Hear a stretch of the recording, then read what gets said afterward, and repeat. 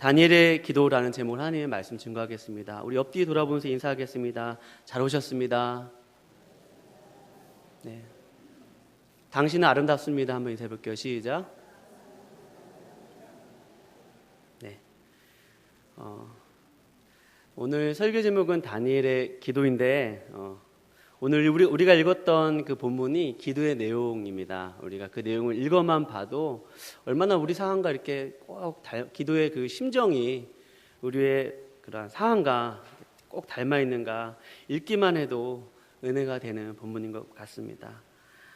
다니엘은 바벨론의 포로로 끌려갔지만 하나님께 귀히 쓰임 받았던 선지자였습니다. 그리고 선지자 혹은 예언가였습니다.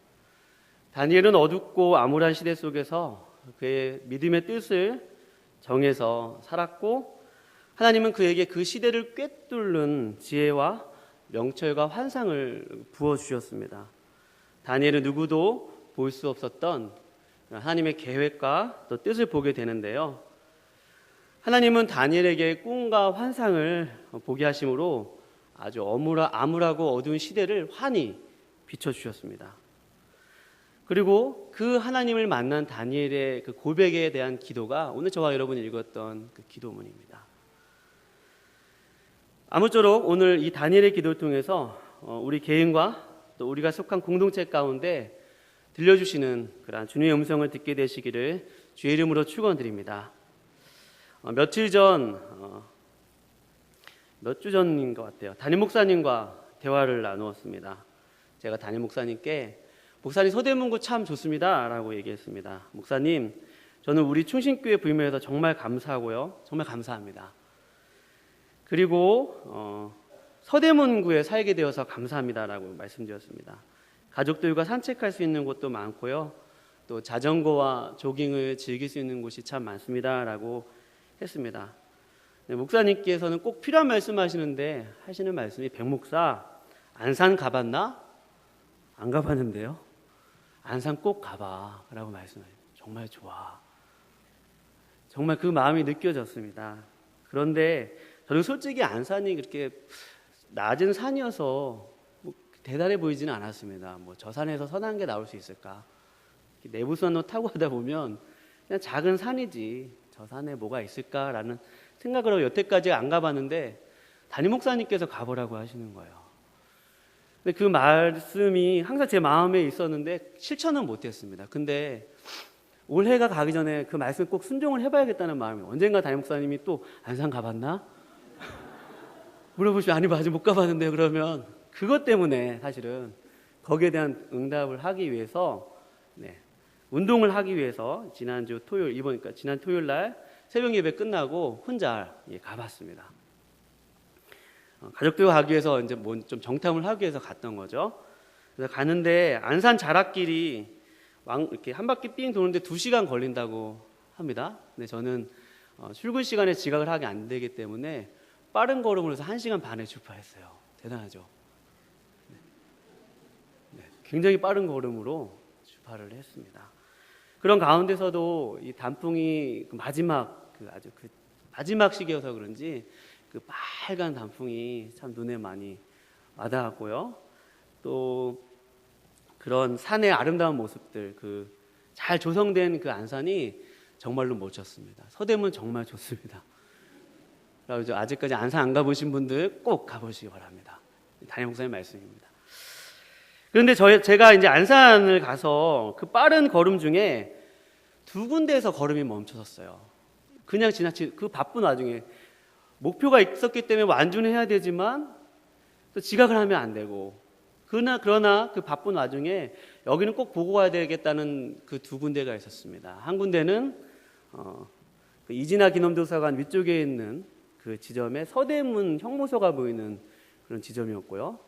그리고 또 한 군데는 인왕산과 그 인왕산 옆에 있는 삼각산, 그리고 그 안에 뭐가 있죠? 청와대가 보여요. 안산에서 청와대가 보이더라고요. 여러분 보신 적 있으십니까? 청와대가 멀찍이 그 정면에서는 잘 이렇게 가려져서 안 보이는데 안산에 올라가니까 청와대가 보이더라고요. 참 신기했습니다. 전 청와대 한 번도 실제로 못 봤거든요. 뉴스에서만 봤지. 근데 안산을 통해서 청와대를 보았습니다. 그리고서 하늘을 우러러봤고 대한민국을 잠깐 생각하게 됐습니다. 하나님께서 제게 왜 이 서대문 땅에서 서대문 형무소와 청와대를 보게 하시는가 잠깐 생각하게 되었습니다. 그리고 다시 급해서 걸으면서 생각을 해보았습니다.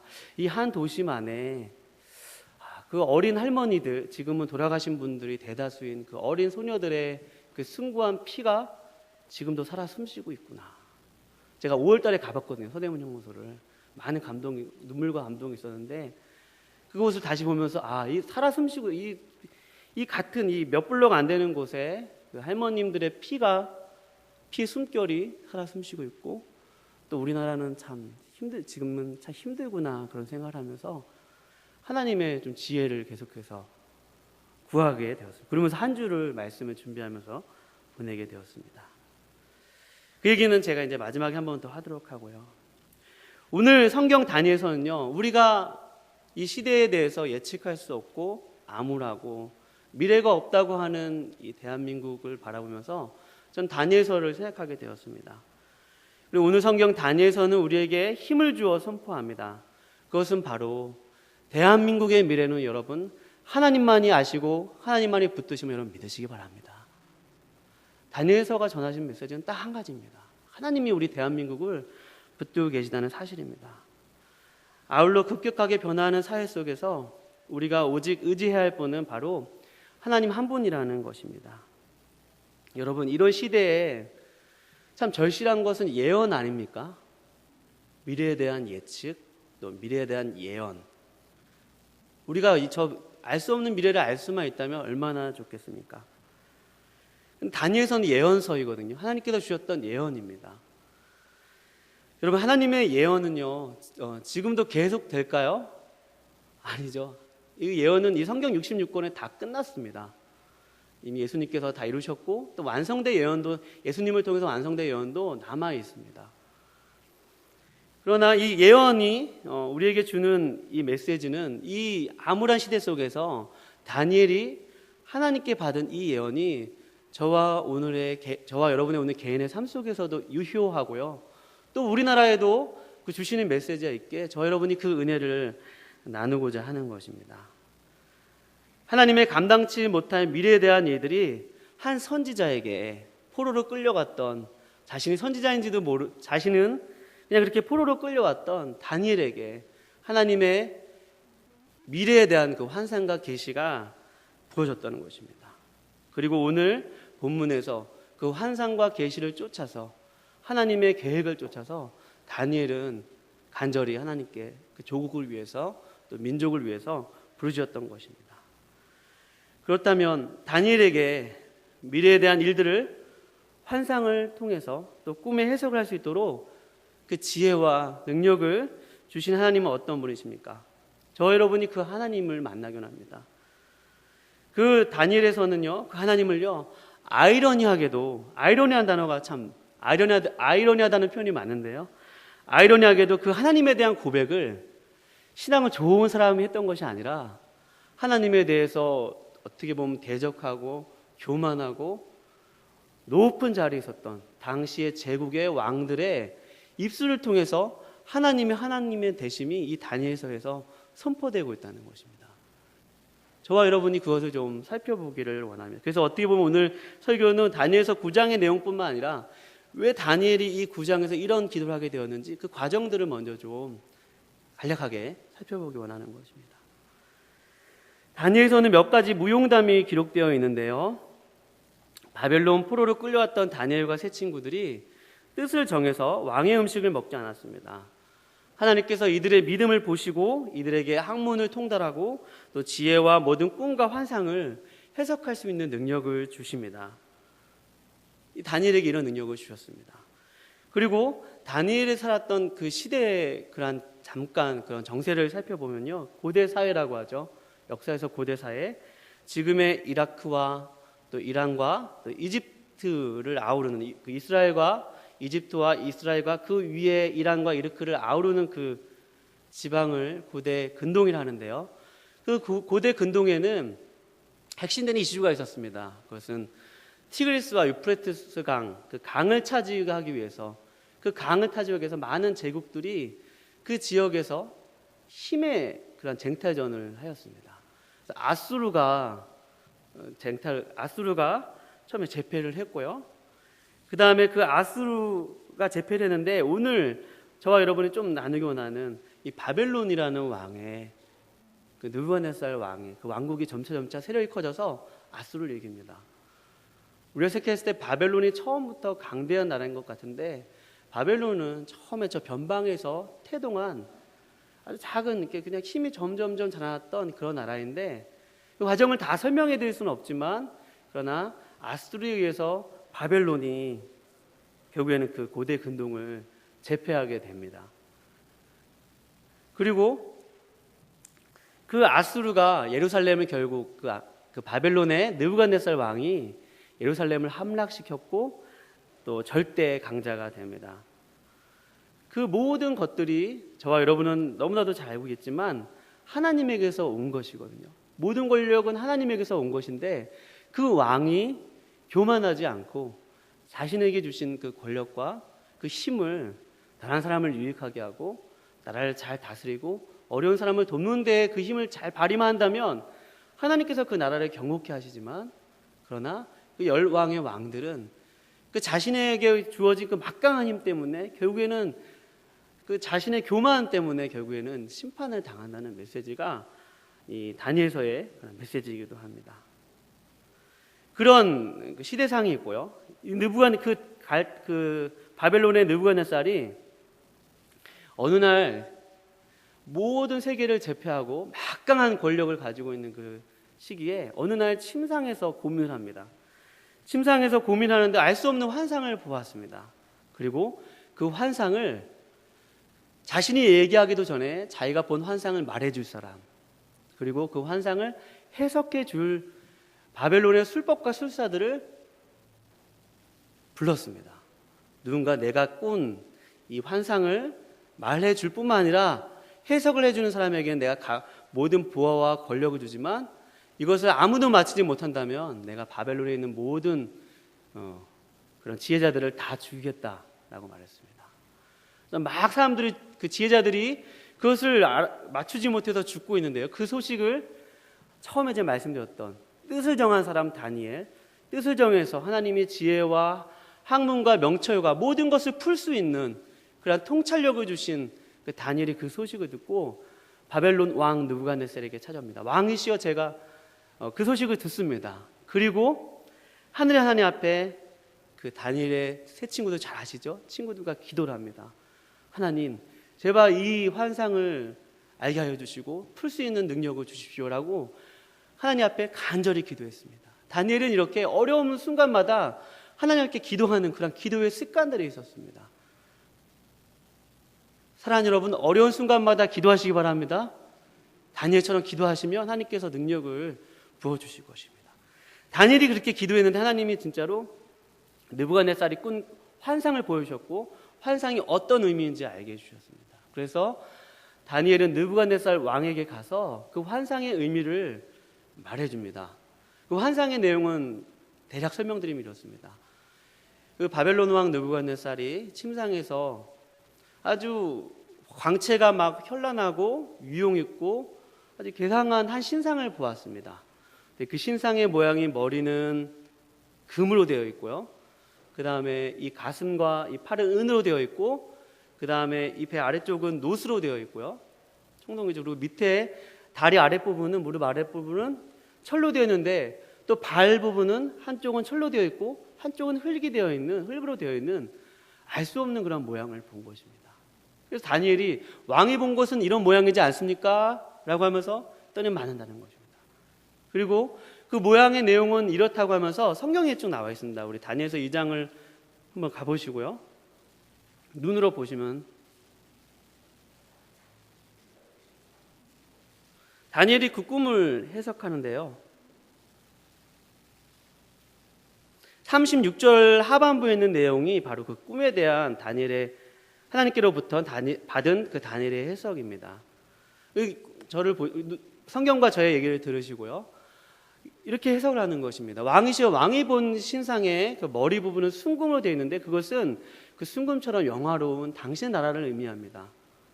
그리고 그 머리 순금 아래에 있는 그 은 팔로, 가슴과 이 팔로 된 은은 당신의 나라 이후에 나올 그 나라를 의미합니다. 둘째 나라죠. 그리고 그 아래에 있는 부분, 노스로 된 나라는 그 다음에 일어날 나라인데 노처럼 강하고 아주 견고한 나라입니다. 그리고 그 아래에 있는 철로 된 나라는 철처럼 모든 것을 부수고 이기는 그런 나라입니다 라고 하면서 그 신상들이 바벨론 왕 느부갓네살에 의해서 그 바벨론 왕국에 이어서 나올 그 나라들을 하나하나 얘기하고 있는 거예요. 우리는 그것을 이제 성경학자들이 이제 얘기하기를 첫 번째 이 머리로 된 나라는 바벨론이고 그 다음에 그 두 번째 은으로 된 나라는 아주 메대와 바사라고 하는 그 연합군의 나라입니다. 그리고 또 그 아래에 있는 나라는 우리가 잘 아는 페르시아 바사 왕이고요.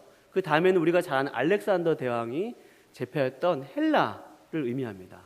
그래서 맨 마지막 그 다리 부분에 흙과 철로 되어 있는 것은 그 헬라가 알렉산더 왕이 죽은 후에 네 나라 이렇게 네 개로 쪼개지거든요.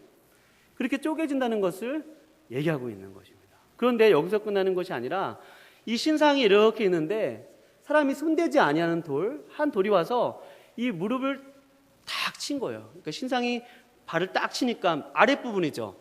그러니까 신상이 와르르르 무너져서 가루와 같이 먼지와 같이 되었다고 증거를 하고 있는 것입니다. 이 환상의 해석을 듣고 우리 같이 한번 말씀을 읽어보겠는데요. 우리 47절, 2장 47절 준비된 화면에 읽어보겠습니다. 시작. 대답하여 다니엘에게 이르되 너희 하나님은 참으로 모든 신들의 신이시요 모든 왕의 주제시로다. 내가 능히 이 은밀한 것을 나타내었으니 내 하나님은 또 은밀한 것을 나타내시는 이시로다. 아멘.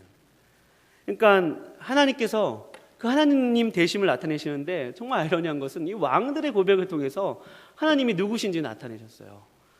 이 느부갓네살 왕뿐만 아니라 느부갓네살의 아들이었던 훗날 마지막이었던 벨사살 왕, 귀족 1000명을 위해서 잔치를 배설하고 느부갓네살 왕이 포로로 끌려올 때 갖고 왔던 그 예루살렘 성전의 기물로 술을 먹다가 벽에 만진 무슨 무협지 같이 따다다닥 글씨가 쓰여져 있는 손가락이 나와서 글씨를 쓰는 환상을 봅니다. 또 그 환상을 다니엘이 풀고 나서 그 벨사살 왕도 하나님에 대한 이런 고백을 합니다. 지극히 높으신 하나님, 또 왕중의 왕이신 하나님, 은밀한 것을 나타내시는 그 하나님을 나타냅니다. 뿐만 아니라 저와 여러분이 너무나도 잘 알고 있는 유년부 주일학교 때부터 들었던 그런 무용담들, 다니엘과 새 친구들이 금신상에 절하지 않아서 그 풀무불 속에 들어갔을 때 하나님이 오셔서 그들을 도와주시지 않습니까? 그때도 그 왕의 입을 고백을 통해서, 그 다리오 왕의 고백을 통해서 하나님이 하나님 되심이 드러나고, 이처럼 하나님께서 다니엘을 통해서 환상과 꿈과 예언을 주셔서 장차 다가올 미래의 일들을, 실제로 일어날 미래의 일들을 예언하게 하셨는데, 그 예언의 목적은 바로 교만해지고 높아진 왕들을 향해서 정말로 이 열방과 열국과 온 나라를 통치하는 진짜 왕이 누구시냐, 진짜 통치자가 누구시냐 라는 것들을 그들의 입을 통해서 아이러니하게도 고백하게 하셨다는 것입니다. 사랑하는 여러분, 하나님만이 신중의 신이시오 왕중의 왕이시며 여러분 믿으시기 바랍니다. 이 고백이 저와 여러분 하여금 눈을 들어서 하늘을 바라보게 하는 것입니다. 이런 환상을 통해서, 이 환상뿐만 아니라 다 설명을 드릴 수는 없습니다. 다니엘서 다 설명드릴 수 없지만 요약만 드리면, 다니엘이 처음에 보았던 그 신상에 대한 환상, 나라에 대한 환상이 계속적으로 여러 모습으로 이렇게 반복이 됩니다. 그래서 바다에 있었던 네 짐승의 모습으로 하나님께서 또 그 나라들이 장차 일어날 그 열국들이 일어날 것들을 보여주시고요. 또 순념소와 순양, 8장의 순념소와 순양 비유를 통해서 하나님께서 결국에는 열국을 심판하시고 또 열국을 다스리시는 그 하나님이심을 그 왕들로 하여금 고백하게 하시고 알아가게 하신다는 것입니다. 사랑하는 여러분, 시대가 여러분 아무리 암울하고 어려워도요, 하나님의 통치와 능력은 또 주권은 흔들리지 않으면 여러분 믿으시기 바랍니다. 우리의 나라와 또 우리 개인과 시대가 아무리 암울하고 아무리 어렵고 아무리 어지러워도 하나님의 그 주권과 하나님의 통치, 하나님께서 그분의 선하신 뜻대로 이 나라를 이끌어 가시고 이 세계를 이끌어 가시면 여러분 믿으시기 바랍니다. 그래서요, 다니엘은 오늘 본문 9장으로 가세요. 이러한 배경을 안 드리고 9장을 읽으면 다니엘이 그저 금식을 했던 것이 슬퍼서만 금식한 것 같죠. 그러나 다니엘이 하나님 앞에 금식했던 것은 그 하나님께서 열방을 다스리시고 통치하시는 그 하나님의 영광을 먼저 본 것입니다. 자신을 통해서 미래를 예언하게 해주시고 자신을 통해서 장차 일어날 감당하지 못할 그러한 미래를 예언하게 하신 그 하나님을 먼저 만나게 해주시고요. 그리고 또 성경을 보는데 예레미야에게 말씀하신 그 70년이라는 그 70이라는 숫자가 70년이라는 숫자가 깨달아진 겁니다. 그리고 자기가 지금 어릴 때 그렇게 노예처럼 끌려서 지금 바벨론 땅에 오고 수많은 자신의 동포들이 저기 저 바벨론 강가에서 울며 탄식하며 예루살렘에 있었던 것들을 그리워하면서 그들이 이렇게 암울한 시대를 보내는 것은 하나님이 갑자기 변덕에 의해서 하나님이 갑자기 화나셔서 우리들에게 이렇게 징계를 내리신 것이 아니라 그것은 율법에 나와 있는 하나님께서 신명기에 나와 있는 너희가 내 법을 잘 지켜서 순종하면 너희가 들어와도 복을 받고 나와도 복을 받고 떡반죽에도 복을 주시지만 너희가 내 말을 듣지 아니하고 우상을 섬기면 너희가 먼 곳으로 내가 흩을 것이고 하나님께서 이미 그 조상들에게 약속하신 그것이 언약의 일환이었다는 것을 이 다니엘이 깨닫게 된 것입니다. 그리고 그것이 예레미야에게 말씀하셨던 그 70년이라는 숫자가 하나님 우리가 지금 이 징계를 겪고 있고 지금 억울한 시기를 겪고 있지만 하나님께서 정한 시기가 되면 우리가 마침내 고토로 돌아가리라는 그 하나님의 음성을 듣게 된 것입니다. 그래서 다니엘이 그 환상을 통해서 만난 하나님 그리고 이 하나님 성경 말씀에 기록되어 있는 이 하나님의 말씀을 듣고 하늘 하나님 앞에 기도했던 내용이 오늘 저와 여러분이 9장에 읽었던 바로 그러한 내용입니다. 금식을 하면서 하나님 앞에 통곡하면서 기도한 거예요. 하나님께서 역사의 주관자 되시고 반드시 선한 길로 인도하실 것은 알지만 다니엘은 아무것도 안 한 것이 아니라 하늘의 하나님 앞에 자신의 죄악과 민족의 죄악을 놓고 회개하였던 것입니다. 하나님, 내가 속한 이 나라가 지금 이렇게 포로가 되어 있고 이렇게 암울한 시대를 보내고 있는 것은 다른 이유가 아니고 바로 내 죄 때문이고 우리 민족의 죄악 때문이고 우리 조상들의 죄악 때문입니다. 우리가 하나님의 언약을 파괴하여서 하나님의 율법을 즐겨 순종하지 아니한 바로 그 죄 때문에 우리가 지금 이렇게 포로 생활을 겪고 있습니다. 주님, 수치는 우리에게 돌아가고 공의는 하나님께 돌아가기 원합니다. 라고 하면서 간절히 기도하고 있는 것입니다. 그리고 하나님 앞에 탄식하며 회개 기도하며 하나님께 그 긍휼을 구하고 있는 것입니다. 그런데요, 저와 여러분이 참 놀라운 말씀을 한번 놀라운 부분에 주목할 필요가 있습니다. 우리 9장 21절과 23절 말씀을 눈으로 보시기 원합니다. 제가 읽어드리겠습니다. 여러분 눈으로 보시고요. 곧 내가 기도할 때에 이전에 환상 중에 본 그 사람 가브리엘이 빨리 날아서 저녁 제사를 드릴 때쯤에 내게 이르더니, 그러니까 내가 기도할 때 내가 이렇게 하늘의 하나님 앞에 금식하며 기도를 시작할 쯤에 가브리엘 천사가 자신에게 왔다는 거죠. 그리고 23절 말씀에 보면 곧 내가 기도를 시작할 쯤에 명령이 내렸다고 그럽니다. 그리고 이제 내게 알리러 왔느니라. 너는 크게 은총을 입은 자라. 그런즉 너는 이 일을 생각하고 그 환상을 깨달을지니라 라고 하면서 얘기했죠. 사랑하는 여러분, 하나님은요, 우리가 민족을 위해서 아파하고 통곡하며 기도할 때 하나님의 천사를 보내시면 여러분 믿으시기 바랍니다. 여기에 저와 여러분이 소망이 있는 줄로 믿습니다. 기도를 해야 하는 이유가 여기 있는 줄로 믿습니다. 우리가 민족을 위해서 기도할 때 하나님께서 천사를 보내세요. 우리 눈에 보이지는 않죠. 우리는 현실을 살고 있지만 우리 눈에 보이지는 않지만 이 대한민국 땅 가운데 하나님께서 천사를 보내실 것입니다. 여기에 저와 여러분이 알아야 될 비밀한 일이 있는 줄로 믿습니다. 몇 가지 에피소드가 더 있습니다. 이 며칠 사이에 교회 장례가 두 분 아픈 일이 일어났습니다. 두 장례 모두 갑자기 일어난 그러한 일이었습니다. 저희들 모두 담임 목사님 포함해서 저희 모두 교역자들이 당황했고 참 많이 슬펐습니다. 담임 목사님 모시고 장례에 가는데 목사님 말씀이 많이 도전이 되었습니다. 한 고인 앞에서 요약하자면 신자의 죽음은 슬픈 일이지만 하나님이 하시는 일 모두가 경이롭다는 목사님의 말씀이었습니다.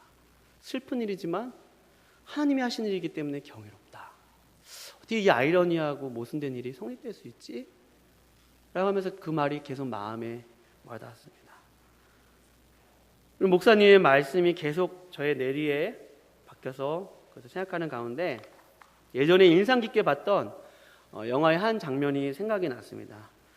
그 로빈 윌리엄스 주연, 지금은 고인이 되어 있죠. 많은 아주 감동적인 영화를 많이 남겼던 로빈 윌리엄스 주연의 굿모닝 베트남이라는 영화였습니다. 영화의 줄거리를 아주 짧게 소개해드리면 배경은 베트남 1970년대 베트남 전쟁이 일어났던 그 당시에 로빈 윌리엄스가 라디오 DJ로서 그 베트남에 있는 주둔하고 있는 미군을 위문하고 위로하기 위해서 급파됩니다.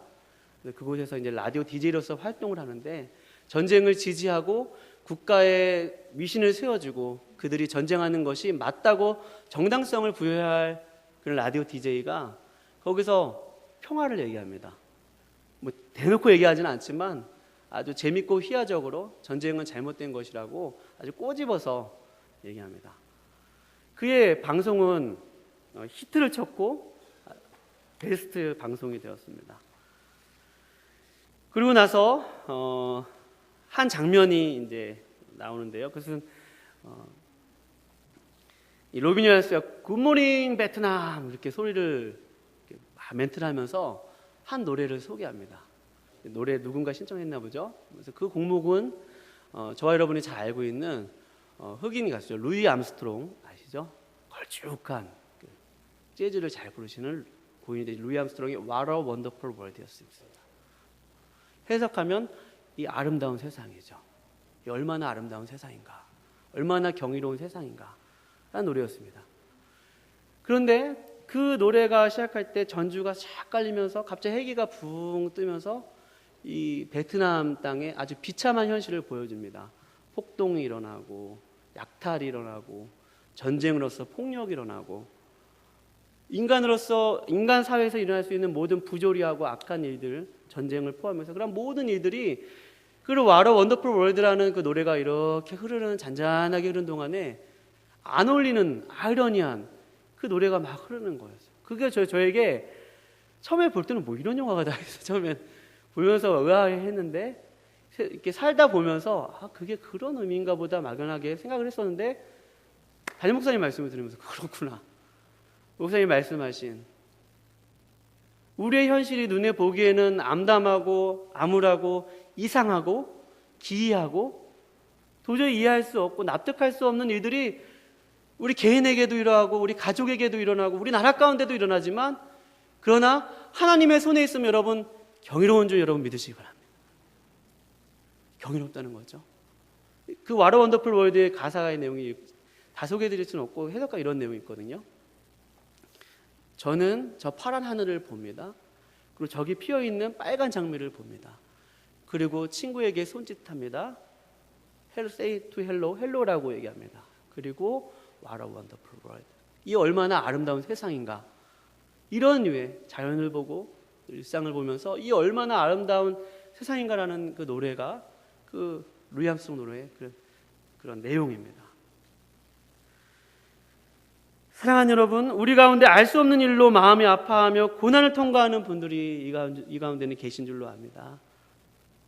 슬픈 일이죠. 그러나 그런 이들 가운데서도 하나님의 손에 있으면 우리의 인생이 경이로우심을 여러분 믿으시기 바랍니다. 우리 같이 전도서 3장 12절 말씀 한번 같이 읽어보도록 하겠습니다. 준비된 화면입니다. 시작. 하나님이 모든 것을 지으시되 때를 따라 아름답게 하셨고 또 사람들에게는 영원을 사모하는 마음을 주셨느니라. 그러나 하나님이 하시는 일의 시종을 사람으로 측량할 수 없게 하셨도다. 아멘. 사랑하는 여러분, 우리 개인의 역사와 우리나라의 역사와 우리 모든 세계의 역사는 핵심은 우리가 예측할 수 없는 것이 바로 성경이 주는 메시지입니다. 하나님이 하시는 일의 시종을 누구도 예측할 수가 없다는 거예요.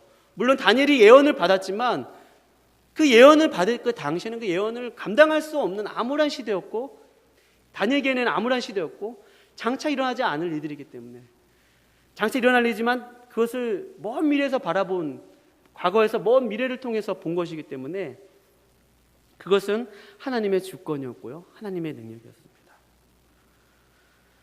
사랑하는 여러분, 우리 대한민국은 어떨까요? 이제 대한민국 얘기로 하고 마치도록 하겠습니다. 우리 대한민국은 어떨까요? 이번 한 주가 참 많은 분수령이 될 것입니다. 저는 정치를 잘 모릅니다. 저는 여러분들보다 사실 정치를 잘 모릅니다. 어느 게 이 사람 말을 들으면 이 사람 말이 맞은 것 같고, 저 사람 말이 맞으면 저 사람 말이 맞는 것 같고, 또 성경을 비춰서 보면 저러면 안 되는데 또 생각도 들고, 판단이 사실 잘 서지 않습니다. 제가 여러분들보다 뭘 잘해서 정치에 대해서 얘기를 하겠습니까? 근데 분명한 것은 제가 안산에서 보았던 것을 여러분들과 나눌 수 있습니다.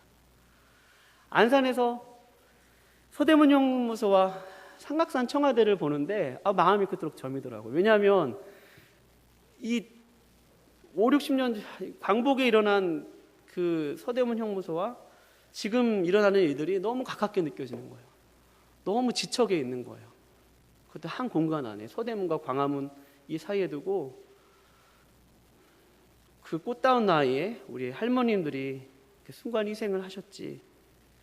그렇다면 하나님께서, 선하신 하나님께서 저 할머님들의 피 때문만이라도 우리 대한민국 지켜줄 거야 라는 생각을 하게 되었습니다. 아멘이시죠 여러분? 이 정도는 제가 얘기할 수 있죠? 이 정도는 제가 많은 얘기, 이 정도는 얘기할 수 있습니다. 그래서 서대문이 참 저에게 주는 그런 메시지가 참 컸습니다. 지금은 이 나라의 상황이 암울하고 어지럽고 불안정한 상황으로 모든 것이 마비된 것 같지만 여러분 이제 다 졌죠. 붉은 그 나뭇잎을 보고, 붉어진 그 단풍잎을 보고, 그 하늘을 우러보고 계절을 바꾸시는 그 하나님, 우리 일상 속에서 우리 삶을 경이롭다고 고백할 수밖에 없는 그 하나님을 여러분 바라보시기 바랍니다. 그 능력의 손으로 붙들고 계시고, 우리나라 좋은 나라, 저 잿더미에서 일으켜진 그 나라, 절대로 이 나라 망하지 아니하고 기도하는 사람들을 통해서 이 나라 세워질 것을 바라보면서 저와 여러분 이 한 주간 다니엘처럼 기도하시기 바랍니다. 회개할 일이 있으면 회개하시고, 또 그 하나님의 능력의 주권을 의지하여서 간절히 기도하시는 저와 여러분 되시길 주님의 이름으로 축원드립니다. 기도하시겠습니다. 살아계신 하나님 아버지, 은혜를 감사합니다.